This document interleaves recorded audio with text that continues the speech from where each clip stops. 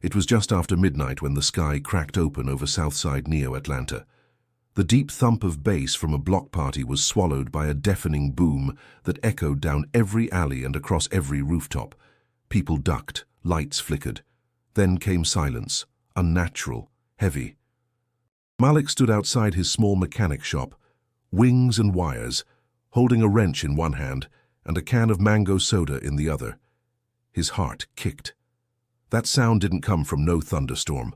A sharp blue streak cut across the night sky, trailing smoke like a wounded comet. It spun, dipped low, then disappeared behind the dilapidated water tower down on McMillan Street. Seconds later, a tremor shook the concrete beneath Malik's boots. "Oh, hell no," he muttered. "That wasn't no drone crash." Curiosity overrode caution. He tossed the wrench, grabbed his flashlight, and hopped on his hoverbike. The streets were quiet. Too quiet. As he sped toward the crash site, he passed flickering neon signs, boarded-up storefronts, and a mural of Malcolm X glowing with solar paint. The city, even in this advanced age, still bore scars. Behind the tower, the ground smoked and hissed. A crater had swallowed part of an abandoned lot, where old bus frames rusted. And in the center, like a wounded bird, lay a sleek black vessel, humming low with pulses of violet light. It looked alive. Malik killed the bike and approached slowly, heart thudding louder than the ship's low drone. The air smelled like burnt copper and ozone. Panels on the ship shifted, almost breathing. Then movement. A section of the hull twisted open with a wet hiss. He froze. Nah, this ain't real. From the opening, a figure slumped forward. Not human, not robot either. She, at least she had a feminine form, was tall and smooth-skinned, half organic, half metal. Her face was sleek obsidian, with lines of blue biolight glowing beneath. Her left arm hung limp, sparking. She collapsed. Malik hesitated. "Don't do it, man," he whispered to himself. But the streets had taught him one thing. You don't leave someone, anyone, bleeding out on your block. He crouched beside her, checking her vitals, if she had any. Her chest rose and fell shallowly. A strange, bird-like crest on her back flickered. He could see wiring beneath torn skin, muscle and machine woven like a tapestry. She groaned in something that wasn't quite pain, but sounded close. "Damn, you really are alive." He tugged a cart from the shop's storage yard, loaded her onto it and wheeled her into wings and wires, locking the doors tight. Nobody in Southside needed to see this tonight. Under flickering lights, he laid her out on the workbench next to a busted drone and a toaster. She was heavier than she looked.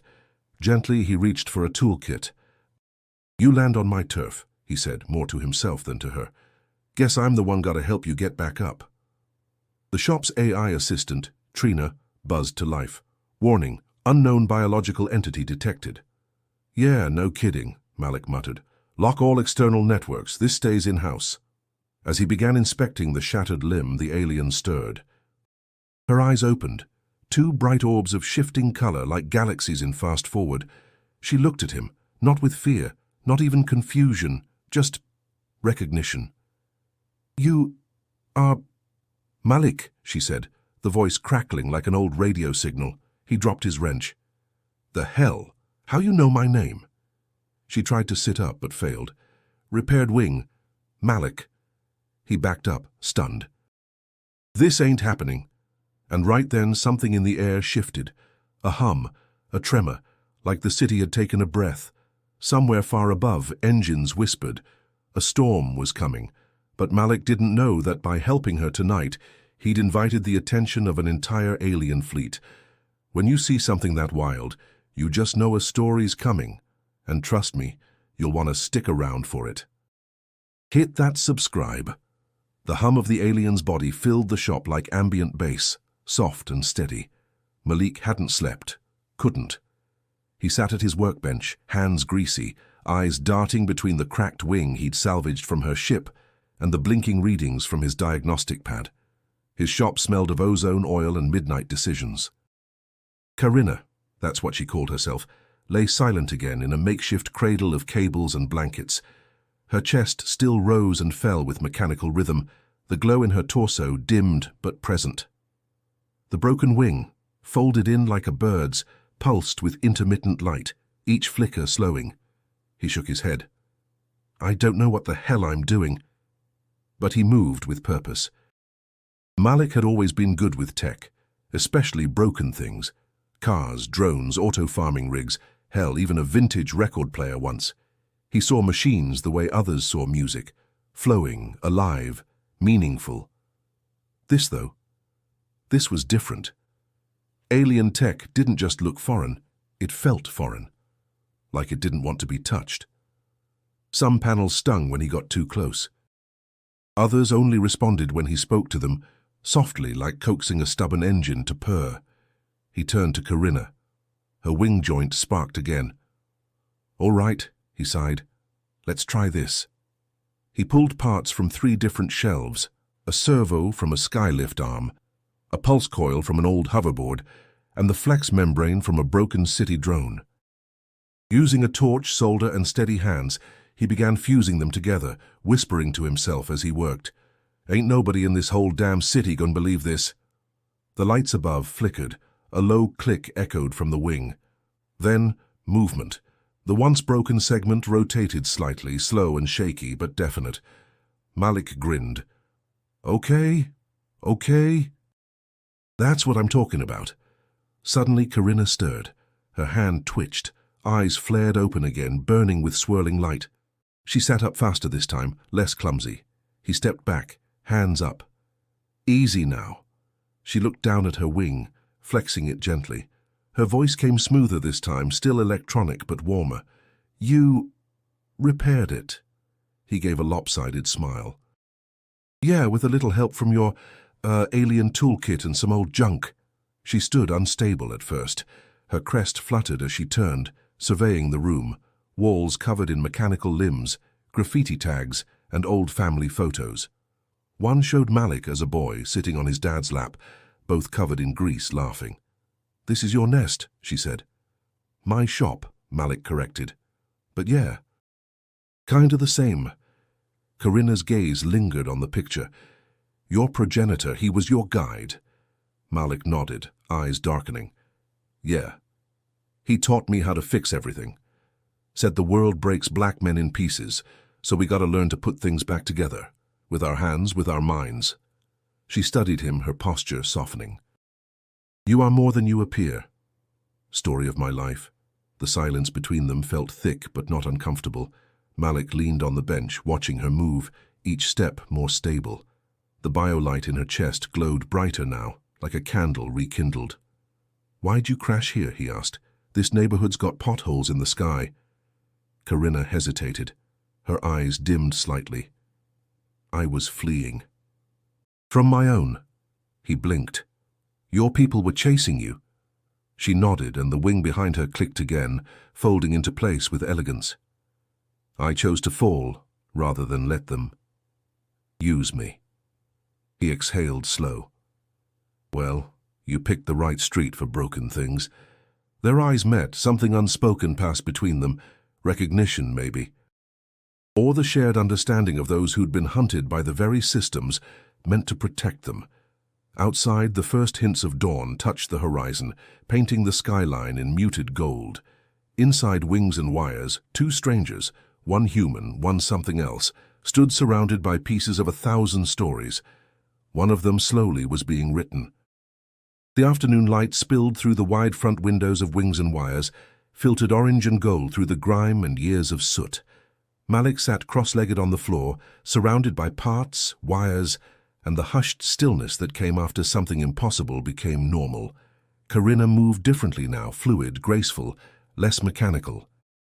She examined the shop's clutter like it was an art gallery. Her fingertips grazed a disassembled record player, paused over a rusted saxophone Malik had pulled from a junkyard years ago. When she turned back to him, she gestured with her hand, 3 fingers, slight curl. Music, she said. Malik blinked. You know music? She nodded, then closed her eyes. A soft hum emitted from her throat, low and layered, a vibrating harmony that filled the air with warmth. It was like a choir and a machine speaking at once. He grinned. That's wild. He reached behind him and picked up an old Bluetooth speaker. "All right then. You gotta hear this." A few taps later, a trumpet cried from the speaker. "Miles Davis, blue and green." The sound drifted through the shop, lazy, blue as dusk. Corinna tilted her head, blinking slow. Her chest glowed in time with the rhythm.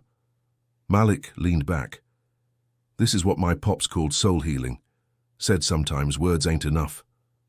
Corinna's eyes shimmered. She approached the speaker, knelt beside it and placed her hand over the mesh.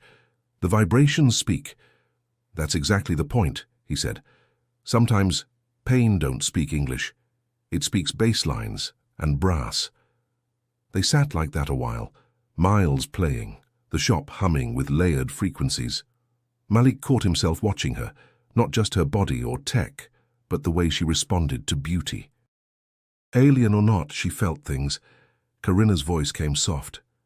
"Your people, they make resistance into rhythm." Malik nodded slowly. "Yeah. Pain makes melody when you ain't got no other way to scream."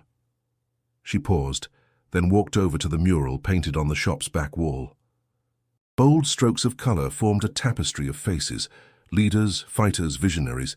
Nina Simone, Marcus Garvey, Angela Davis, George Floyd. A quote wrapped around them all: "We are the dream and the thunder." Corinna reached out and traced a finger over the painted words. "This is your archive." "Our story," Malik said. "One they tried to erase, but we put it on walls in beats in every damn thing we touch." She looked back at him. "You are not like others of your species." "Nah," he chuckled. "We've been different since they brought us here. Still here, still building." Corinna stepped closer. "I learned your tongue through signal bleed, fragments. I chose your location because your voice carried the least fear." Malik furrowed his brow. "My voice?" "You broadcast," she said, motioning to the rig in the corner, Malik's old pirate podcast gear, covered in stickers and dust. "Your messages, your music. You reached further than you knew." He swallowed hard. "I was just trying to give the block something real." "And you did," she said. "It found me." There was silence then, deep and wide. Outside, a soft rain began to fall, drumming against the roof in gentle rhythm. Malik exhaled. "You ever gonna tell me what you're running from?" Corinna didn't answer. Not yet. Instead, she stepped toward the back door, opened it slowly. Rain misted against her skin. She closed her eyes, let it fall. Malik watched from behind. Something in his chest shifted. He didn't understand her world, not really, but he knew what it meant to run, to hide, to survive. He stood beside her. "First time seeing rain?" "Yes," she whispered. "It tastes alive." Behind them, Miles still played, the horn curling into dusk like a memory. It was deep into the night when Malik finally noticed it. Something humming low from Corinna's repaired wing, a rhythmic pulse like a heartbeat in Morse code. He had been fine-tuning the wing's power regulator, hoping to stabilize the fold sequence, when the monitor on his console lit up with scrolling alien characters. He stared at the screen. "What the hell is this?" Corinna didn't answer right away. She stood near the shop's entrance, gazing out the foggy window, body outlined by the glow of distant neon. Her reflection flickered beside the shelves of old vinyl and motor oil. "Something wrong with the patch?" he asked, wiping grease off his hands. Her voice was quiet. "No, it is working too well." She turned to him slowly. "You triggered a sequence embedded in my neural wing. It wasn't meant to activate unless I bonded with a terrestrial being." Malik blinked. "You saying I tripped some kind of alien booby trap?" "No trap," she said. "A failsafe, a key." He stepped closer. "To what?" Corinna held out her forearm. A panel slid open without touch, revealing a web of glowing symbols under translucent skin, like circuitry laced with living blood. In the center, a soft projection flickered to life. It was Malik's face, rotating in 3 dimensions, surrounded by unfamiliar glyphs. He froze. "Yo, why is my face in your body?" "You imprinted," she said. Through your repair, your energy, your DNA. It touched mine. Now I'm marked. Marked for what? His voice sharpened. She paused. Her face tightened with something between sorrow and fear. Protection and surveillance. Malik took a step back. Surveillance? Like somebody's watching me now? Corinna nodded. My people, my fleet, if they detect the imprint, they will come. He swallowed hard. You mean they could be tracking me? Right now. I shielded the initial signal, she said quickly, but it won't last forever. A silence hung thick in the room, broken only by the buzz of an old wall fan and the slow drip of rain from the ceiling. Malik rubbed his temple. So let me get this straight. You crash here, I save your life, fix your wing, and now I'm basically a walking GPS for your alien army? Corinna lowered her gaze. Yes? Why didn't you say something before? I didn't expect you. That stopped him. The frustration in his chest gave way to confusion. What's that supposed to mean? You were not supposed to help me, she said softly. Your world is chaotic, brutal, but your kindness was quiet, unforced. You touched me without demand. That changes things. He leaned against the wall, arms crossed, mind racing. So I'm caught in some kind of interstellar beef I didn't ask for. Corinna nodded once, but you are not alone. Her wing shifted slightly, glowing stronger now, smoother. The code beneath her skin dimmed, retracted, but the damage was done. The imprint was real. You got any idea how long I've been trying to lay low? Malik muttered. This shop, this block, it's my piece, and now you telling me I might have painted a bullseye on it. I can leave, she said quietly, but they will still come, not because of me, because of you. He looked up, eyes narrowing. Me? Corinna stepped closer. Your signal reached further than you know. The moment you touched my wing, your frequency entered the stream. It carried your code, your ideas, your resistance. Malik scoffed. I didn't ask to be some kind of beacon. No one ever does, she said. But sometimes the ones who repair wings are the ones who teach others to fly. He looked at her for a long moment, then turned back to the console, heart pounding. Outside, far above the clouds, something unseen echoed the same rhythm, like a response. 3 days passed since Corinna's wing came back online. 3 quiet days of uneasy routine. Malik hadn't left the block. He barely stepped outside the shop except to grab food from Dee's diner on the corner. The city still moved as usual. Delivery drones buzzed overhead. Corner kids played with levitating soccer balls, and beat cycles roared through alleys. But Malik felt it. Something different in the air. Thicker, like static before a storm. He sat behind his shop counter, eyes locked on the security feed. He'd added 2 more motion sensors to the roof and reprogrammed his old drone Lucky to patrol the perimeter every 10 minutes. Corinna stood in the center of the workshop, wings retracted, eyes scanning a floating projection of Southside Neo-Atlanta's electromagnetic field. A low-frequency ripple distorted the image every few seconds. See that? Malik pointed. That pulse right there. It wasn't there last week, Corinna nodded. It's a scan, very slow, deep spectrum. They're looking, he cursed under his breath. Government? Not yours, she said. Not yet. At that moment, the shop door rang. Malik tensed. He glanced at the feed. Just Jamal. Malik exhaled and buzzed him in. Jamal, tall and wiry with tech lenses over his eyes, stepped inside, holding a box of spare coils. You ordered these yesterday? Yeah, Malik said. Thanks. Jamal glanced around. Something's off, man. You look like you ain't slept. Malik shrugged. Been working late. Jamal leaned in. You seen the sky last night? What about it? 3 satellites blinked out over the city. No weather interference. Then this morning a military drone hovered over our block for a full minute. Just still watching. Corinna stepped forward from the shadows. Jamal jumped, nearly dropping the box. Yo, what the hell? She's cool, Malik said quickly. I'll explain later. Jamal stared, jaw tight. That ain't no costume, Malik. Nope. You in deep, huh? Neck deep. Jamal set the box down. Whatever this is, you need to tell Auntie D. She got friends in city surveillance, real ones, quiet ones. Malik nodded. Yeah, I was thinking the same. Jamal eyed Karina once more, then backed out. I'll keep watch from my rooftop. You need me. Flash the green. When he was gone, Malik turned back to Karina. He's solid, and if stuff goes sideways, I trust him. Karina nodded. You'll need others. Later that night, Malik walked the short stretch to Auntie D's corner house, a fortress of vines, solar panels, and wind chimes. She answered the door with a stern eye and a silk robe. You look like trouble, she said. I am. Inside, they sat around a circular table carved with Sankofa symbols.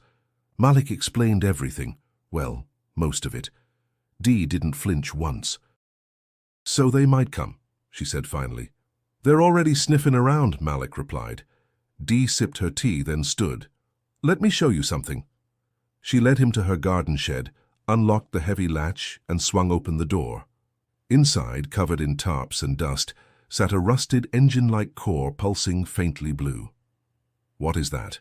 Malik asked. Dee smiled. Something left behind, years ago. You ain't the first one to meet what's out there. He stared at her. You serious? Dead. Back at the shop, Malik found Karina pacing. They're close now, she said. The pulse has narrowed. How long? Maybe a day, maybe less. He exhaled. Then we don't wait. We get ready. Far above, hidden behind clouds, a shimmer rippled across the sky, like glass bending to pressure. Something unseen was watching. The rain had stopped by morning, but the street still shimmered with puddles reflecting a sky bruised purple and grey. Inside Wings and Wires, Malik sat on the floor with his back against the wall, knees pulled up, staring at nothing. Karina sat across from him, wing half extended, the subtle glow of her core casting long shadows. He spoke first. You ever hear of the Middle Passage? She tilted her head. I have not. It was when they packed black folks into ships like cattle, brought us across the ocean to be slaves. Millions died before even touching land. The sea became a grave. Karina's expression shifted, softer now. You carry those memories. All of us do, he said, even if we don't talk about it. It's in our bones, our skin, our silence. I know what it is to be claimed without consent, she said quietly. My people, they take. That's the foundation of our power. Control. Assimilation. Malik looked up. So your fleet, what are they really doing out here? Karina hesitated. Her eyes flickered. They search for cultures unaligned, societies without interstellar protections. Once discovered, they're offered integration. But it's a lie. Refusal brings occupation. Submission brings sterilization of identity. History is erased. Language, culture, spirit, replaced by the order. Malik's jaw tightened. Sounds like colonization to me. Karina nodded. It is. He laughed bitterly. Ain't nothing new under the stars. She touched the mural again, the one in the back of his shop. Her fingers stopped on a face. A woman with a raised fist, strong, defiant. Who is she? Assata Shakur, Malik said. A freedom fighter. They called her a terrorist. She called herself a survivor. Karina was silent for a long time. We had someone like her once. A being who spoke against the fleet's ways. She vanished. You think they took her out? I know they did, she said, and that's why I ran. Malik stood up and paced. They ever tell you what you were fighting for? Karina shook her head. We were never taught to ask, only to execute. And now? He asked. I see. What we destroy, the worlds we erase, their songs, their names, their dreams. They die without a single story left behind. He stopped, stared at her. Not this time. She met his eyes. Not if I can help it. He took a slow breath. You said I broadcast something. My signal. Yes. Well, he said, maybe it's time we used it for more than beats and morning rants. Karina stepped closer. You wish to speak to them? No, Malik said, his voice steady. I want them to hear us. Corinna turned back to the console and extended her fingers.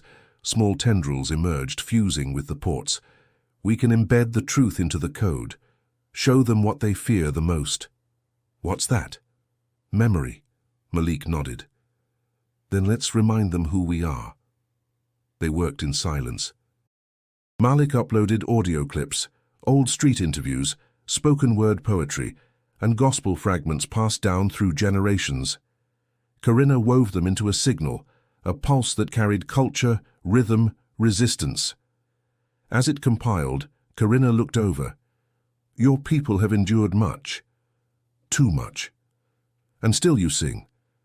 We don't know how to stop. The console pinged. Signal ready.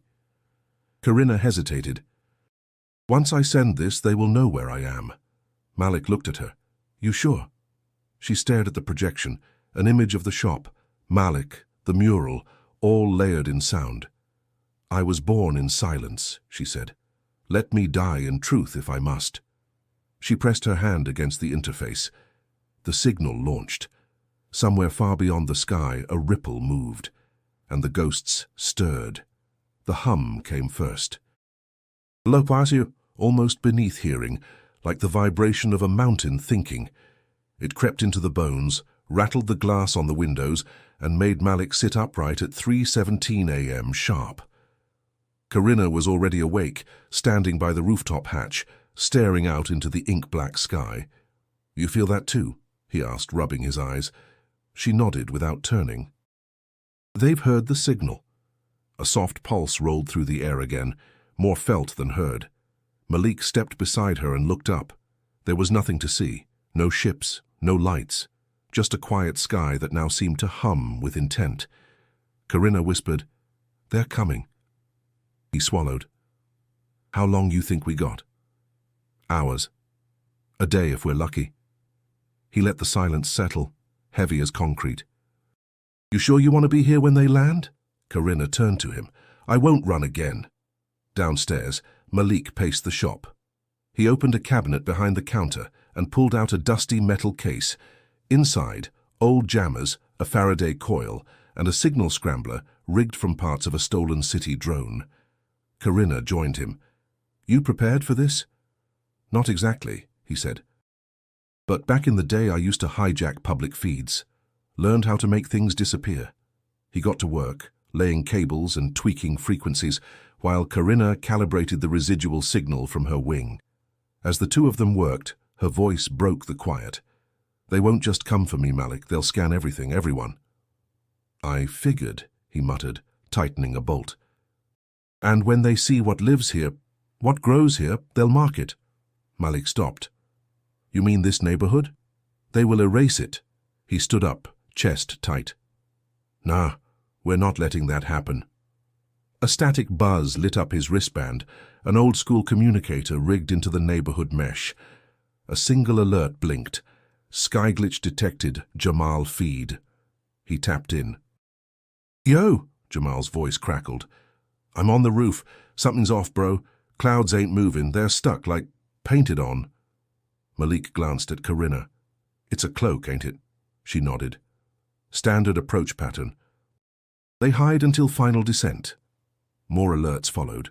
Flashes from Auntie D's line, updates from hacked weather towers, neighbors reporting signal disruptions and strange tones on their radios. Malik opened the shop's central comm. Patch me into the local net, he told Corinna. Her fingers danced across the interface. Done. Malik took a breath. To anybody listening, it's time. This ain't a drill, you know me. I've always talked tech and music, never asked for much, but I'm asking now, protect the block. Watch the sky, hold the line. The message repeated every 2 minutes, pinging phones, smart walls, and vehicle dashboards across Southside Neo-Atlanta. Corinna watched him. You speak like a leader. I ain't no leader, he said. I'm just a mechanic who loves where he's from. Sometimes that's all it takes. They stood side by side as the hum deepened, the floor vibrating with silent thunder. In the distance, the clouds rippled just slightly, like something massive was shifting behind them. Malik whispered, Let's make it count. Dawn didn't rise, it pressed. A thick orange haze hung over Southside Neo-Atlanta, filtering light like it was being pushed through molasses. The air was still, too still, like the whole block had taken a breath, but forgot how to let it go. Malik stood on the roof of Wings and Wires, staring at the sky that refused to shift. Corinna was beside him, her eyes locked upward. Then came the shimmer. One by one they emerged, massive vessels unfolding from the cloak like ancient spirits slipping from shadow. Dark, smooth hulls lined with 1,000 small lights, not aggressive, not loud, but everywhere. They didn't descend. They hovered, circling the block in silence as if judging the land. Malik whispered, "You seeing this?" Corinna's face remained still. "The fleet. How many?" "4 interceptors. 1 command cruiser. Full scout array." He exhaled slow. "So they brought the whole neighborhood watch." Down below, people stepped outside their homes, necks craned, phones forgotten in trembling hands. Auntie Dee stood barefoot in her garden, eyes squinting at the sky. Jamal filmed from his rooftop, lips tight. Even the kids stopped playing. And then the voice came. Not from the ships, from everywhere. It vibrated through metal, teeth, and skin. "Identify." Malik stumbled back. "What the—" Corinna stepped forward, head raised. "They want me to respond." "Then don't. If I don't, they'll escalate. And if you do, they'll know I survived." Before Malik could argue, her wings extended slightly. A quiet tone emitted from her core, something melodic, structured like a language. The air rippled in response. A single beam of light descended from the largest cruiser, scanning downward until it bathed Wings and Wires in blue. Malik felt something crawl under his skin. Corinna's glow intensified. "They've locked on." He yanked her arm. "Inside, now." They ran back through the rooftop hatch.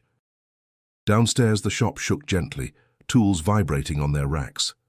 "Is this a scan?" he asked. "More like a warning." Malik powered up the jammer system. "Can we block it?" Corinna shook her head. "It's not meant to be blocked. It's meant to remind." "Of what?" "Who holds power?" A sharp knock hit the front door. Not loud, not angry. Just strange. Malik peeked through the reinforced slit. It wasn't a person. A small drone hovered in front of the door, black and red, sphere-shaped with a single blinking eye. He opened the slot. "Yeah?" The drone blinked once. "You possess our property. Surrender or face intervention." Malik laughed. "Man, if y'all think this block's just gonna roll over, you picked the wrong zip code." The drone blinked again. "Final notice. Response required." Corinna stepped beside him. "I am not your property," she said aloud, voice strong. "I renounce the order. This place has given me sanctuary. I will not leave it." The drone buzzed, rotated once, then shot upward like a bullet. Malik turned to her. "Well, that probably didn't help." It was the truth. He checked the comms. Messages poured in. Neighbors asking what to do, some terrified, others ready. "I gotta talk to them," he muttered. He hit the speaker rig, patched into the local mesh. "This is Malik. If you hear my voice, don't panic, don't run, but stay alert. These ships aren't cops, they ain't feds, they're something else, but this is our home. They don't get to just show up and act like they own it." He paused, then added, "We got this, stay sharp, protect each other." The feed cut. Corinna looked at him with something new in her eyes. "You sound like a commander," he shrugged. "Nah, I just sound like a man tired of folks thinking they can take what ain't theirs." Outside, the ships tightened their circle. And the day had only just begun. By noon, the city had placed a quarantine grid around the south side. No explanation, no news coverage, no warning, just sudden silence on the networks and a perimeter lined with silent, hovering surveillance drones. Malik paced the shop, jaw clenched. They really boxed us in. Corinna stood still, her wings slightly flared, skin pulsing with a faint reddish hue. "They're isolating the area for extraction." "You mean for you?" "For us," she corrected. "They don't separate hosts from anomalies." Malik opened his comms again. No signal out. Just a looped error message. "Network denied." The knock came again. Not on the door this time, but inside his mind. It was a voice, but not spoken, not digital either. It resonated inside him like memory wrapped in thunder. You will comply. Surrender the fugitive. No harm will come to your community. Malik stumbled, gripping the edge of the workbench. Corinna caught him. They're inside the neural band. You've been tagged. He shook his head, dazed. Feels like they're in me. They are showing you their mercy. He looked up, eyes burning. This is mercy? She didn't answer. The air shifted again. From the front door, a crackling static glow began to build. A projection formed, tall, regal, draped in shifting metallic robes. The commander. Its voice was sharp and resonant. Designate Corinna. We offer this final alternative. Surrender yourself and your bonded human. Your species will not be punished for your rebellion. Refusal will be interpreted as an act of aggression. Corinna stepped forward. You've already declared war the moment you entered this sky. You were never authorized to share our knowledge with primitives. These primitives showed more humanity than our creators ever taught. The projection's eyes turned to Malik. You have no understanding of what she truly is. She is code, not kin. Machine, not mother. You defend programming, not personhood. Malik stepped beside her. Nah, she ain't just code. She bled. She chose. That makes her more real than you. The projection pulsed once. This is your last moment of choice. Then it vanished. The shop lights dimmed. Silence fell like a blade. Malik leaned on the counter, breath shaking. That was it, huh? Corinna nodded. We have been given their version of grace. He stared out the window, watching as more people gathered in the streets, faces turned skyward, not panicked, just ready. Word had spread. Just then, Auntie Dee's voice came crackling through an old analog radio Malik kept for emergencies. You're still breathing over there? He grabbed it. Yeah. So just had a visit. Well, baby, she said, calm as ever. I've been talking to some old friends in quiet places. They say something big is building above us, but they ain't got clearance to speak on it. Malik ran a hand down his face. What should we do? You know the answer, she said. Malik looked at Corinna. We don't run. No, she agreed. We rise.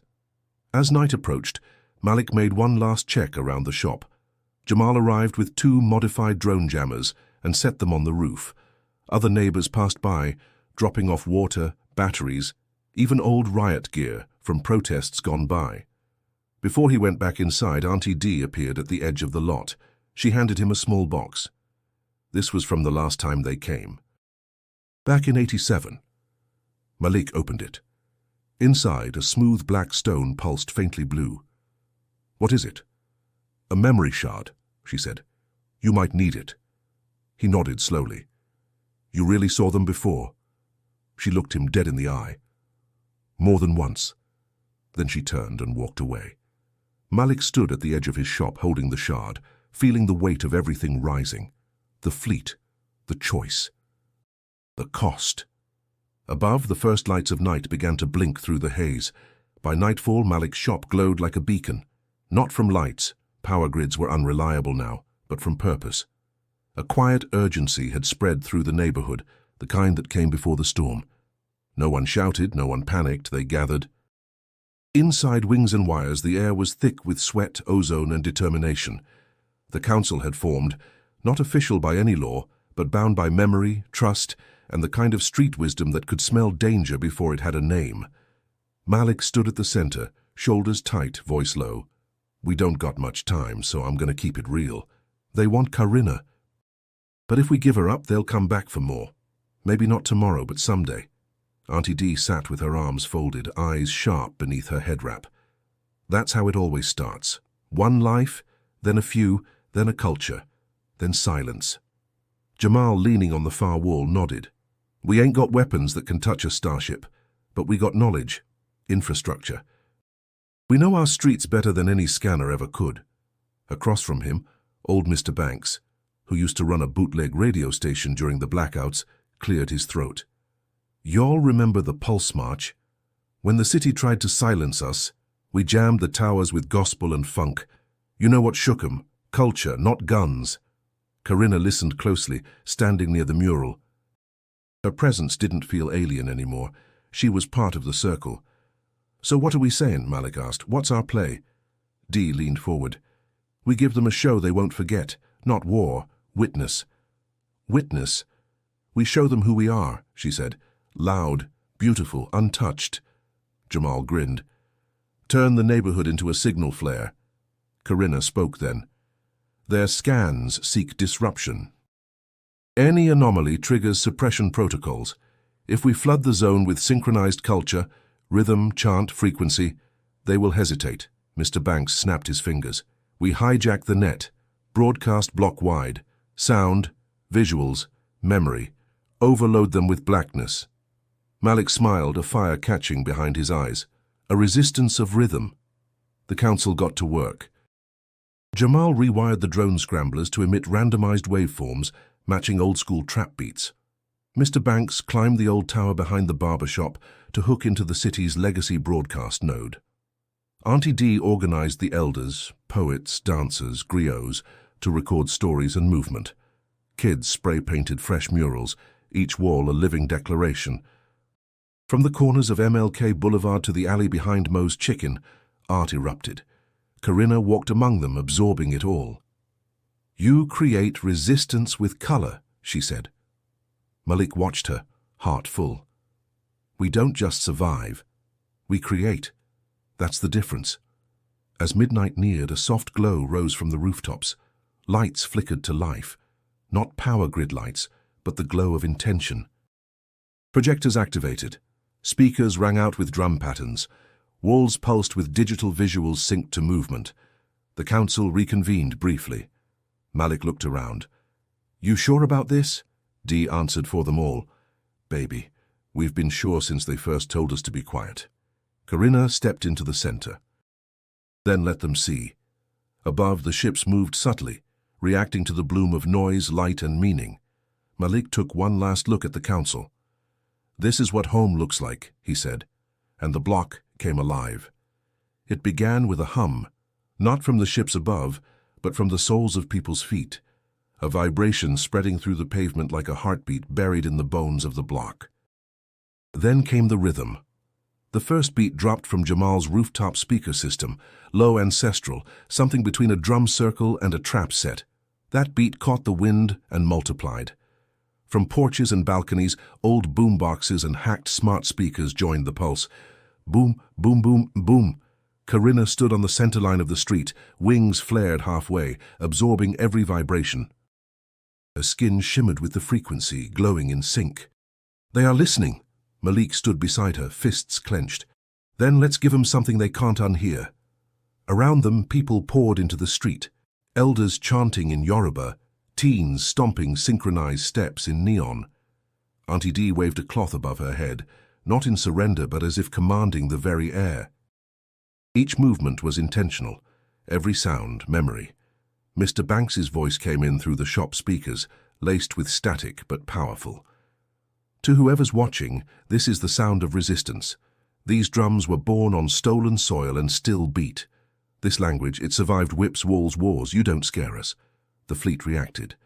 Above, the cruisers shifted, subtle angle changes, new formations. Sensors extending from their underbellies like glowing spider legs. Scanning. Corinna's eyes flared. Their sensors are confused. The data reads as hostile and healing. Simultaneous contradiction. Malik grinned. "Good. Let 'em choke on complexity." The pulse grew faster. Kids on hoverboards painted light trails through the streets, forming shapes only visible from above. Patterns rooted in tribal geometry and digital graffiti. One spelled, "We are still here," in luminous glyphs across rooftops. Corinna stepped forward. Her voice rang clear. "They're deploying dampeners. They seek to silence." "Not today," Malik said, pulling out the shard Auntie Dee gave him. He placed it at the center of the square and activated it. It pulsed blue. A new frequency emerged, deeper, older, not just music, memory, cries of the ancestors, whispers of names long buried, gospel harmonies rising from dusty records. Corinna fell to her knees, overwhelmed. "I feel everything." "Good," Malik said. "You need to." She closed her eyes. Her wings fully expanded, capturing the broadcast like sails. They cannot hold this. Too much soul, too much truth. Suddenly, from above, static discharge. One of the ships wavered. Its form shimmered, like glass melting. The cruiser adjusted height. "They're trying to recalibrate," Corinna warned. "They can't unsee us now," Malik replied. Dee appeared beside them, holding a handmade staff. "Y'all don't get it, do you? This ain't just a performance, it's a ritual. We're rewriting the narrative." She raised the staff, and the music shifted again. Voices from every generation layered atop each other, a call and response echoing from the block to the sky. "We are the storm," the crowd chanted. "We are the storm." Corinna's voice joined in. Her tone layered into the chant like an ancient language rediscovered. Her code danced across her skin, weaving in patterns that mirrored the mural inside Wings and Wires. Then silence. For 3 full seconds, everything stopped. No beat, no voices. The fleet hovered still. Then, boom. The loudest, clearest beat yet dropped, shaking the pavement, shattering nearby sensors, overloading their scan fields. Malik looked up. "They can't process us because we don't fit into their system." Corinna nodded. "Exactly. We are not anomalies. We are evolution." Malik's eyes didn't leave the ships, and they're starting to realize it. The sky cracked open, not with thunder, but light. A beam descended from the command cruiser, cutting through the atmosphere like a judgment made solid. It struck the center of the block, a perfect circle of white-gold energy. The music stopped. Even the wind paused. Then she came down. The commander. Not a projection, not code. Flesh and metal, suspended within a gravity field, descending like a prophet too sure of her own divinity. Her form shimmered with impossible symmetry. Every line of her armor radiated control. Corinna whispered, "It's her." Malik's voice was low. "That's the one." She nodded. "The one who made me." The crowd parted as the field touched ground. The commander stepped forward, slow like she owned time itself. No weapon, just presence. Her eyes scanned the street, the murals, the people. The resistance still trembling in the air. She looked unimpressed. Then her gaze landed on Corinna. "You've degraded," the commander said. "Your signal is impure." Corinna stepped forward. "I've evolved." "Into chaos." "No," Corinna said, "into self." The commander turned her gaze to Malik. "And this is the anomaly, the one who altered your core." Malik didn't flinch. "Name's Malik." "Welcome to Southside." She ignored the sarcasm. "You interfere with processes you don't understand. This is not your war. It became mine the moment you brought it here." The commander studied him. "You protect something irrelevant, ephemeral. This culture, this noise." Malik stepped forward. "That noise you're talking about, that's survival. That's joy. That's memory refusing to be erased." The commander raised a hand. From her palm, a projection bloomed. Data charts, neural scans, historical suppression models. All organic civilizations follow a pattern. Expansion, war, collapse. We remove the fall by eliminating the noise. Corinna shook her head. "You eliminate identity." "Exactly," the commander said. The crowd bristled. Auntie Dee took a single step forward, eyes locked. "You ever seen a people dance through fire, baby? That ain't collapse. That's transformation." The commander tilted her head. "You speak as if defiance guarantees preservation." "It don't," Dee said, "but it guarantees dignity." Silence. The commander looked back at Corinna. "Return. Now. I'll erase the contamination." Corinna stood tall. "I won't. You were not designed to disobey. Then maybe you designed me wrong." The air shifted. Something sharp and invisible filled the space between them. The crowd held its breath. Then Malik stepped forward, holding the memory shard. "Wanna know what's really dangerous about us?" The commander didn't respond. Malik activated the shard. Images exploded into the air. Visuals from across the block. The elders dancing, the children laughing, Corinna glowing, the murals breathing.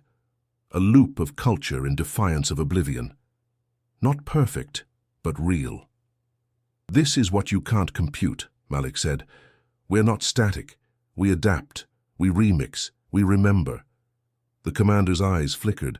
The projection stuttered. Corinna turned to her. "You see it now, don't you? We're not lesser. We're beyond your models." The commander remained still. Her voice, when it came, was colder. "You believe this will save you?" "No," Malik said. "We believe it already has." A pause. Then the commander turned without another word. The gravity field reformed around her. She rose back into the sky like a vanishing threat. The ships held their positions. Corinna's body relaxed. Malik whispered, "Did we win?" Corinna didn't answer right away. "I don't think they expected to be moved." They waited. The fleet hovered above Southside, silent but ever-present, casting long shadows that stretched across cracked streets and rooftops, lined with antennas and hand-painted banners. No message, no attack, no retreat, just stillness. Corinna sat on the curb in front of Wings and Wires, hands resting on her knees, wings folded tight. Malik stood beside her, watching the sky like it might write them a verdict in starlight. "It's been hours," he muttered. "They're deliberating," Corinna said, "trying to interpret what they saw, what they felt." Malik shook his head. "I don't get how a fleet that advanced still can't recognize what's right in front of them." She looked up at him. "It's not their programming. It's their fear." A soft breeze moved through the block. Kids played again, tentatively. Mr. Banks aired a looped transmission of gospel mixed with old Kendrick verses. Auntie Dee brewed tea for half the council. But tension remained, humming beneath every smile. Then, without warning, every ship blinked out. Gone. No thruster flare, no noise, just absence, like the sky exhaled and forgot they were ever there. Malik stumbled back. "Did they just leave?" Corinna rose slowly, face unreadable. "No. They chose silence. That is their answer." The memory shard in Malik's pocket pulsed once. Then his comm lit up. A new signal, uncoded, raw. Corinna stepped closer, voice steady. "It's from the outer relay. They're transmitting a record." Malik tapped the console. A projection unfolded in the air. Not orders, not threats, but documentation. The full archive of the block's broadcast, the music, the images, the resistance, all saved, catalogued, preserved. Malik blinked. "They archived us. They're not erasing this place," Corinna said. "They're recognizing it." Jamal's voice came through the rooftop relay. "Yo, y'all seeing this? The cruiser just broadcasted the mural across all city channels, even the financial sector feed." Auntie Dee's voice followed. "They made us part of the galactic record, baby." Whether they understand us or not, they saw us. Corinna turned to Malik, something shining behind her eyes. "They've never done this before, not for anyone." He laughed under his breath. "Guess we broke the mold." A new message appeared. Simple. Stark. Ambassador designation, Malik R. Thomas, Earth Node, 117. B. Malik stared at it. "What the hell does that mean?" "It means," Corinna said, smiling gently, "they want you to speak for this planet." He stumbled back. No, I fix things. Radios, wires. I'm not—" "You already did," she said. "You fixed more than tech. You repaired connection, understanding. And you didn't do it alone." Malik looked around at the block, at the council, the kids, the murals breathing light, the speakers still echoing drums of resistance. "We all did this." Corinna nodded. "Then be the voice that reminds them." Silence passed between them like a sacred vow. Later that evening, the neighborhood gathered. Malik stood on the same rooftop where he used to send bootleg signals across the city. He tapped the mic once. "This is Malik. You might know me as the guy who talks too much about broken gadgets and old beats. But tonight, I'm just speaking from the heart. To the stars, to the people, to whoever's listening. He looked at Corinna in the crowd, then back to the horizon. We're not perfect down here. We fight, we fall, but we remember, we build, we sing through pain. That's who we are. And if that's something worth recognizing, then maybe we ain't alone after all.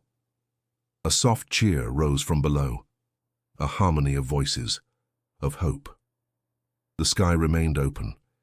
3 weeks later, the block was different. Not in the way Malik feared. No sleek alien outposts, no hovering surveillance, no strange lights, just a quiet buzz of rebirth, renewal. At the edge of the community garden, a dome had been built, half Earth tech, half Corinna's schematics. Children entered daily, notebooks in hand, minds open wide. Inside, 3D models floated in the air, showing sustainable energy systems, sound-reactive architecture, and molecular music programming. Auntie Dee ran half the workshops. She said wisdom didn't need Wi-Fi, it needed rhythm. Malik stood in the shop, now fully rewired. Wings and wires had expanded. One side still repaired drones and hoverboards, the other now repaired hope. He was hunched over a console, soldering a new interface board. Corinna entered, holding a scroll of digital blueprints. They're requesting our input on urban design for settlement zones in a neutral quadrant. Malik chuckled. So what? They want us to gentrify the galaxy now? She raised a brow. They want us to teach them how to build without erasing. He leaned back, wiping his hands. Now that's a new idea. She sat beside him. You've become a blueprint. I still don't know what the hell I'm doing, he admitted. That's why you're the right one. Outside, kids drew with projection chalk, their images flickering between ancestral figures and future selves. The mural on the back of Wings and Wires now moved slightly, programmed to change with the beat of the block. Jamal dropped in carrying 2 crates. Yo, fresh parts. And the council approved the music interface upgrade. We're gonna let sound dictate the flow of light at night. Malik nodded. What about the uplink? Corinna's tech made it modular. Each house gets its own voice in the system, no central control. Corinna added, decentralization ensures survival. Jamal grinned. That's what I told my ex. They all laughed. Then silence, not empty, content. Corinna walked to the old record player Malik kept on his shelf. She placed a finger on the turntable, and it began to spin. Static popped. A sample played. A woman's voice singing an old lullaby. I don't know this song, she said. It's from my grandma, Malik replied. Never got recorded anywhere. But I remember. Corinna listened, head tilted. Do you want it archived? He paused. No. Let this one just live. Some things ain't meant for data. She smiled. Understood. A message pinged on Malik's comm. He opened it. Universal Council request. Collaborative Teaching Exchange, Earth Node 117B. Looks like they want more than blueprints now, he muttered. What will you say? Corinna asked. He looked around. The humming shop. The sounds of kids arguing over frequencies. The scent of fried okra drifting in from the diner. His block. His roots. I'll say yes, he said. But they're coming here. They need to feel this for themselves. Corinna's gaze softened. Then we'll prepare. He stood, stretching. Damn. I'm an ambassador and a teacher now? She grinned. You've always been both. As they walked outside, the sky was unusually clear. No ships, no tension. Just stars blinking above a neighborhood that had once felt invisible. Now it pulsed like the center of something new. Malik looked up. You think they're still watching? Corinna nodded. Always. He smirked. Then let's give them something worth watching. They stepped forward into the future they were building. Loud, flawed, beautiful. One beat at a time. The ship never left. Corinna's vessel, once broken and buried beneath smoke and sparks, now rested at the heart of the block like a monument. Cleaned, repainted, repurposed. Kids called it the Wing. Teachers used it as a learning hub. Visitors from other nations, and now other worlds, walked its corridors in awe. Malik never moved it, never wanted to. Let it stay, he'd said. It's part of us now. Inside Wings and Wires, Malik adjusted a student's floating project. Holographic constellations mapped to West African tribal rhythms. The student grinned wide-eyed as their beat triggered glowing stars to sync in patterns. "You're getting it," Malik said, patting the kid's shoulder. Karina entered quietly, observing. Her expression was peaceful. "You've become something of a legend," she said. He shrugged. "I just keep the lights on." She looked toward the wing in the distance. "They sent a council message. You've been requested to address the Galactic Assembly." Malik raised an eyebrow. "I still got grease under my nails. Let's not get carried away." Karina smiled. "They've never seen a mechanic who could disarm an armada with a sound system and a mural." He chuckled. "That's because they never grew up where music was a weapon." She walked with him to the shop's entrance. The evening sky was gold, melting into lavender. A soft beat drifted from the block's speakers. Not loud, just present, like breath. Malik sat on the stoop. "I still think about that first night," he said. "Didn't know if I was helping a stranger or digging my own grave." "You helped both," Karina replied. "You buried who you were and became who you needed to be." He looked at her. "And you?" She glanced up at the sky. "I was built to follow. Now I walk." Malik tapped his comm. The newest transmission from the Galactic Archive had arrived. Another data package, this time a request to collaborate on education systems using Earthborn methodologies. "They keep asking for more," he muttered. "You think we're really ready to lead?" Karina nodded. "Not ready, but worthy." He let the words settle. Nearby, Auntie Dee was leading a circle of young girls in call and response chants.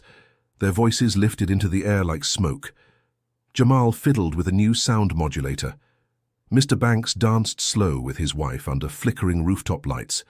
This was the legacy, not the ship, not the recognition, but the continuation. Karina turned toward Malik. "What will you tell the assembly?" He thought for a long moment. "I'll tell them about here," he said. "Not the tech, not the titles, just the block, the rhythm, the fight. I'll tell them about how sometimes the smallest place in the galaxy can hold the biggest truth." She nodded. "And if they ask what we want," she said. Malik smiled. "We'll tell them. Let us be." Silence passed between them. Then Karina extended her wing, no longer damaged, no longer hiding. Malik stepped forward, placing his palm gently against it. "I didn't just repair your wing," he said. "You helped build mine." Above, stars blinked. As Malik turned back toward the shop, he paused. "To anyone watching," he said softly, not to Karina, but to the sky itself, "if you've walked with us through this whole journey, if you saw something worth carrying, then don't just watch." He looked straight up. "Be part of the next one." He walked inside. "And if you felt even a piece of this journey, hit that subscribe. There's more coming."